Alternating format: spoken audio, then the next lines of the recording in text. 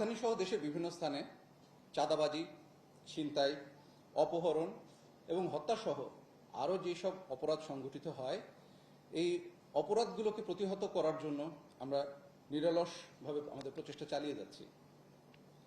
প্রিয় সাংবাদিকবৃন্দ, আপনারা অবগত আছেন যে গতকাল রাজধানীর মহাখালীতে অবস্থিত জাতীয় ক্যান্সার গবেষণা ইনস্টিটিউট ও হাসপাতালের উপপরিচালক ডক্টর আহমেদ হোসেন কয়েকজন দুর্বৃত্তকারী দ্বারা আকস্মিক হামলার শিকার হন।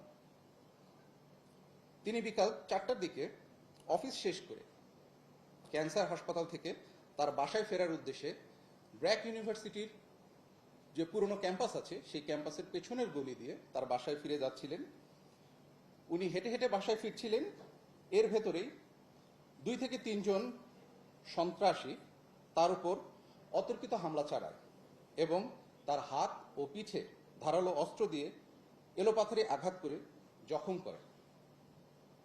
এই ঘটনার পরবর্তীতেই তাকে প্রথমে জাতীয় ক্যান্সার হাসপাতালে নিয়ে যাওয়া হয়, সেখান থেকে পরবর্তীতে তাকে ঢাকা মেডিকেলে স্থানান্তর করা হয়।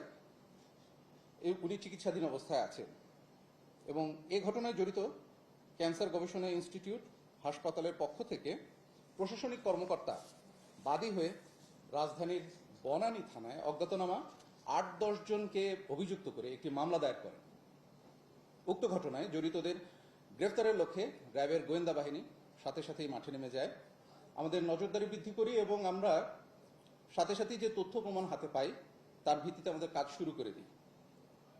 এরই ধারাবাহিকতায় র্যাব 1 এবং র্যাব সদর দপ্তরের গোয়েন্দা শাখার যৌথ অভিযানে আজ 21 এপ্রিল 2026 তারিখে ঘটনার সাথে সম্পৃক্ত 5 জনকে গ্রেফতার করেছে।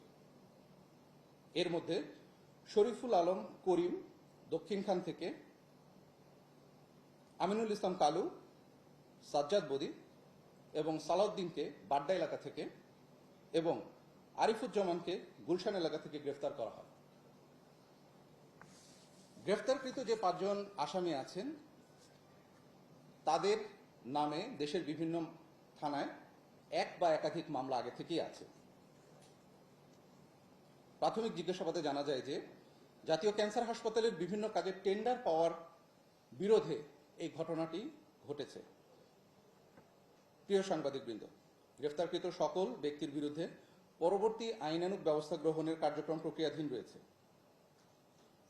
অতীতে যেভাবে আপনারা বিভিন্ন অপরাধ বিষয়ক কর্মকাণ্ডে আমাদের সাথে ছিলেন, আমাদেরকে তথ্য দিয়ে সহযোগিতা করেছেন, আমরা আশা করব ভবিষ্যতেও আপনারা আমাদের সাথে থাকবেন, আমাদেরকে তথ্য দিয়ে সহযোগিতা করবেন। আমরা যে কাজগুলো করছি এই কাজগুলোকে দেশবাসীর সামনে উপস্থাপন করবেন। আপনাদের সবাইকে ধন্যবাদ।